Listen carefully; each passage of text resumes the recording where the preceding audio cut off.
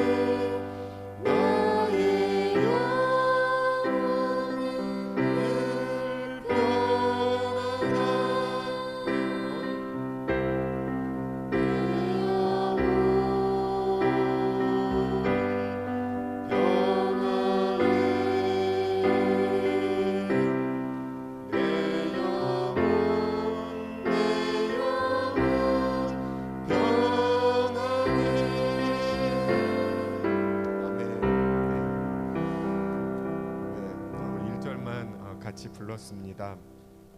여러분 이 찬송을 부른 이유가 하나 있어요. 이 찬송을 작사한 사람이 스패포드라고 하는 분입니다. 꽤 오래전 분이에요. 1800년대 후반에 살았으니 꽤 오래전의 분이죠. 이분이 영국 사람인데 미국에서 사역을 했다고 합니다.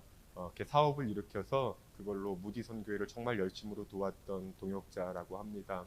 그런데 사업이 갑자기 조금 어렵게 되었어요. 그래서 정말 어렵게 된 계기도 이 사람이 뭘 잘못해서가 아니라 그냥 공장이 하루아침에 다 불이 나는 사건이 일어났습니다. 그래서 모든 공장이 다 불타는 바람에 이제 사업이 다 무너지게 되고, 그래도 정말 신념을 가지고 열심히 사업을 일으켜보려고 마음을 단단히 다졌습니다.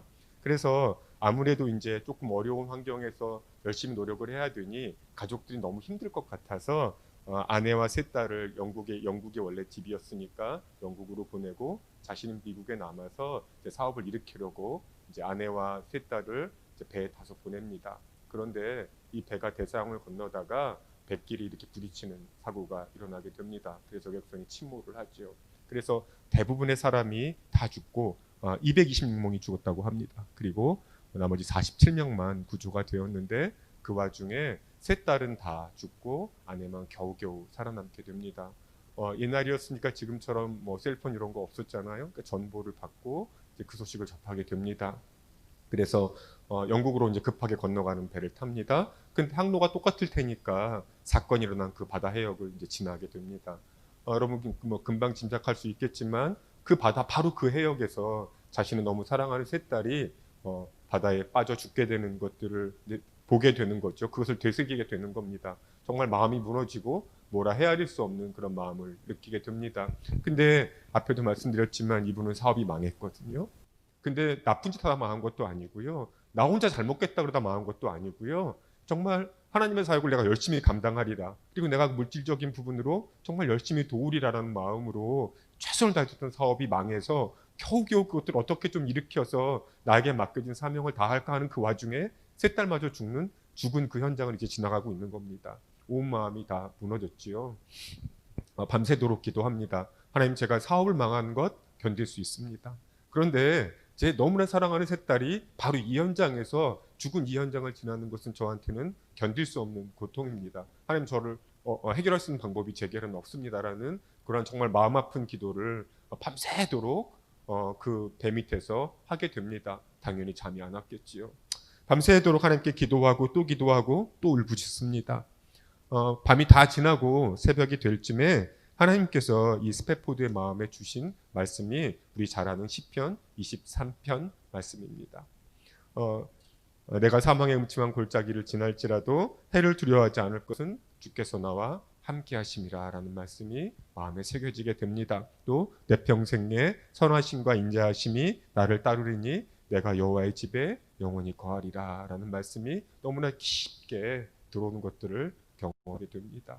그래서 그 전에 막 너무나 큰 슬픔으로 하나님께 부르짖고하던 마음들이 뭐라 표현할 수 없는 하나님의 평안으로 가득 차는 것을 느끼게 됩니다.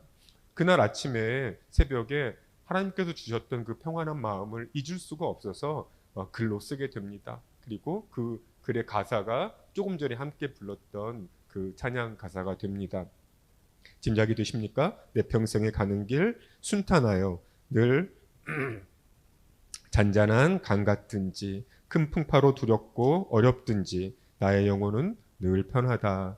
내 영혼 평안해, 내 영혼 평안해라는 찬양을 그때 지었다고 합니다.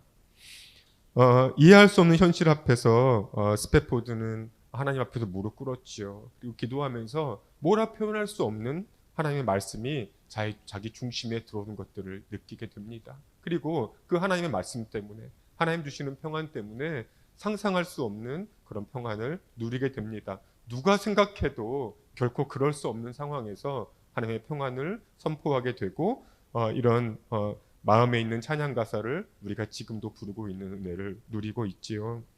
우리가 지금 되게 어려운 때를 지납니다. 정말 겪어본 적 없는 그런 질병이 만연한 때를 지나고 있습니다. 얘기를 들어보면 다들 어려운 것 같아요.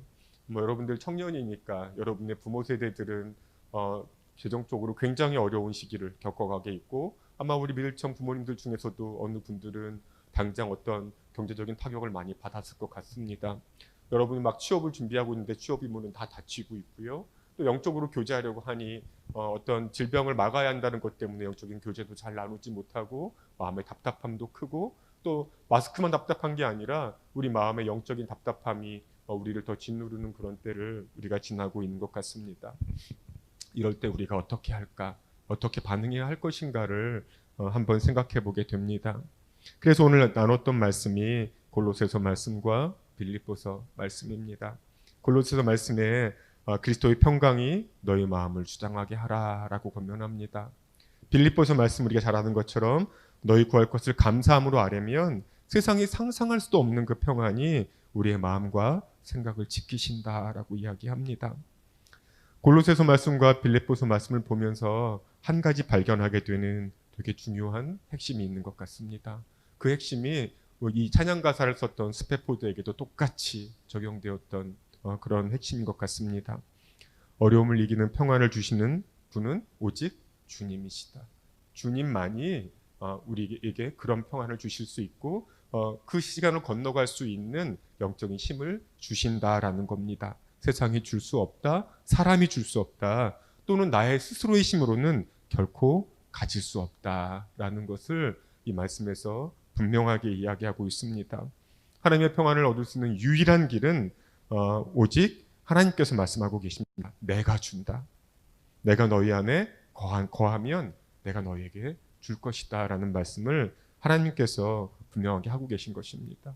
그런데 우리가 지금 말씀을 같이 나누고 있는 우리 밀청 모두는 다 하나님의 사람들이잖아요. 예수 그리스도를 나의 구주로 영접한 하나님의 자녀들입니다. 성령이 이미 내 안에 임재하고 계시지요. 그럼 이렇게 말할 수 있을 것 같습니다.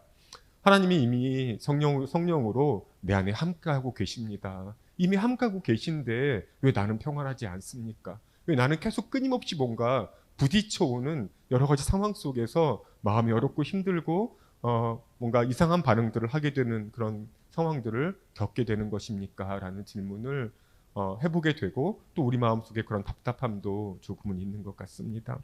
여러분 잘 아시는 마가복음 4장 37절에서 41절 말씀 우리 잘 아는 말씀인데요. 예수님과 제자들이 배를 타고 갈릴리 호수를 건너갑니다. 예수님께서는 배 뒤에서 이렇게 주무시고 계셨어요. 근데 그때 광풍이 일어납니다. 제자들은 이제 큰일 났습니다. 막 물이 넘쳐 들어오고 물을 떠내고 아무리 떠내도 이제 배는 뒤집힐 것 같지요. 제자들이 다급하게 주님을 깨웁니다. 그리고 우리가 지금 다 죽게 됐는데 당신은 그대로 계십니까? 라고 이야기합니다. 예수님께서 일어나시지요. 그리고 나서 바다를 꾸짖습니다. 광풍을 꾸짖으세요. 그러니까 다 잠잠하게 되지요. 그때 제자들이 뭐라 그러냐면 저가 뉘시기에 바람과 바다라도 순종하는고라고 하는 부분이 41절에 나타나게 됩니다. 우리가 너무나 잘 아는 말씀이세요. 예수님께서 분명히 그 배에 타고 계셨어요. 분명히 타고 계셨어요. 마치 우리 마음에 성령이 계시는 것처럼, 주님 우리 마음에 계시는 것처럼 제자들과 배를 타고 건널 때도 예수님 분명히 그 자리에 타고 계셨어요. 근데 제자들은 그 예수님 타고 계시는 것만으로는 안심할 수 없었죠. 계속 자기 눈에 들어오는 광풍 때문에 주님의 말씀, 그 함께 계시다는 것만을 가지고 신뢰할 수가 없었더라는 겁니다. 그리고 나서 계속해서 불안해하고 주님을 깨우는 일이 벌어지지요. 예수님께서 말씀하세요. 어찌하여 이렇게 무서워하느냐? 너희가 어찌하여 믿음이 없느냐라고 이야기합니다. 그리고 그 상황을 겪은 뒤에 제자들이 놀라게 되지요. 아, 저분이 창조주시구나. 저분이 구원자시구나. 저분이 정말 초자연적인 능력을 가지신 온 우주의 통치자시구나라는 것들을 인정하게 됩니다. 아마 그 예수님을 좀 더 알았다면 이렇게 호들갑 안 떨었을 것 같은데, 바다가 이렇게 지금 난리를 치지만 저분이 창조주시기 때문에, 저분이 모든 것을 주관하시기 때문에, 나와 함께 계시기 때문에, 같은 배에 타고 계시기 때문에 나에게는 문제가 있지 않을 텐데라고 생각했을 텐데, 아마 그 예수님을 잘 몰랐던 것 같아요. 그렇죠? 그리고 뒤에 고백하잖아요. 저분이 누구시길래 바람과 바다라도 순종하는 거라는 놀라운 고백을 하게 됩니다. 우리도 똑같지 않을까라는 생각을 하게 됩니다. 내 속에 계신 성령이, 내 속에 계신 주님이 어떤 분이신지를 내가 깊이 묵상할 수 있다면, 그리고 그분과 나와 동행하고 있다는 사실을 내가 매 순간마다 고백할 수 있다면, 그래서 그분과 교제하면서 나갈 수 있다면, 광풍을 만나도 제자들이 정말 요동을 친 것처럼 그러지 않을 수 있겠다. 그럴 때 내가 얻을 수 있는 것이 하나님 주시는 평안이겠다. 그렇게 하나님께 맡겨드리고 주님께 맡겨드리고 나갈 때 그분이 내 인생을 온전히 주관하시고 나는 평안할 수 있겠구나라는 생각들을 해보게 됩니다. 그러니 말씀이 너희 안에 거하게 해라. 모든 일을 기도와 간구로 하라라고 권면합니다. 왜냐하면 말씀이신 주님이 내 속에 계실 때 내가 그 주님을 알 수 있게 되기 때문에, 그 주님께 나를 맡길 수 있기 때문에, 그 다음에 모든 일을 기도와 간구로 할 때 그 주님이 나와 함께 계시다는 것들을 내가 인정하게 되고 그분이 나를 통치해서 나가시는 상황들을 내가 경험해 갈 것이기 때문에 그렇게 우리에게 권면합니다. 사탄은 계속 속삭이지요. 상황이 다인 것처럼, 내가 열심히 노력하면 해결될 것처럼, 누군가가 그걸 해결할 것처럼 그렇게 속삭입니다. 상황이 조금만 호전되면 되지 않겠냐? 우리 조금 더 열심히 노력해서 상황을 조금 뒤집어 보자. 조금 더 시간을 투자해서 지금 뭔가를 더 만들어가 보자. 라는 그런 속삭임을 우리에게 합니다. 우리 보고 노력하지 말라는 거 아니고요. 열심으로 살지 말라는 뜻이 아닙니다. 무엇이 더 중심이고 무엇이 가장 우선인가를 먼저 보라는 겁니다. 네. 근데 그래서 우리가 그런 상황에 또는 사람에 나 자신의 노력에 의지해서 상황을 타개하고 그때 주시는 평안을 누리려고 하는 것이 아니라, 상황이 주는 평안을 누릴 것이 아니라 창조주이신, 공급자이신, 주관자이신 내 속에 계신 주님과 함께 하라라는 권면을 우리가 함께 나누기를 원하는 것입니다. 요한복음 14장 27절에 보면 이렇게 말씀하세요. 평안을 너희에게 끼치노니 곧 나의 평안을 너희에게 주노라. 내가 너희에게 주는 것은 세상에 주는 것 같지 아니하니라. 너희는 마음에 근심도 말고 두려워하지도 말라. 아멘. 이렇게 말씀하십니다. 내가 주는 평안은 세상에 주는 평안과 같지 않다. 상황이 주는 평안과 같지 않다. 내가 뭔가 얻어놓고 누리는 평안과 같지 않다. 왜냐하면 내가 창조주이고 내가 공급자이고 내 인생의 주관자이기 때문에 그렇다. 내가 제자들과 함께 배에 탄 것처럼 내가 너 속에 함께 거하며 네 인생에 신실하게 함께하고 있다. 내가 주는 평안을 너희가 누려라. 어떻게? 말씀인 나를 통해, 나에게 간구와 기도함을 통해 너희가 그것을 누려라 라고 권면하시는 것 같습니다. 이제 우리가 마음속에 분명하게 선언하고 우리 주님 주시는 평안으로 살아가는 믿음의 사람이 됐으면 좋겠습니다. 그런 우리 믿을 정이 됐으면 좋겠습니다. 특별히 코비드로 코로나로 더 흉흉하고 여러 가지 상황이 어려운 때를 지나면서 우리가 더 그것을 선언하고 그런 주님을 갈망하는 우리가 됐으면 좋겠습니다. 참 평안은 주님께 있고 그분이 창조주요 공급자요 주관자시다. 내 속에 거하는 주님을 신뢰하고 그분을 알고 그분과 교제하고 그분께 맡겨드리자. 말씀이 내 안에 거하게 하고 염려가 아니라 오직 기도와 간구로 감사하며 아뢰자.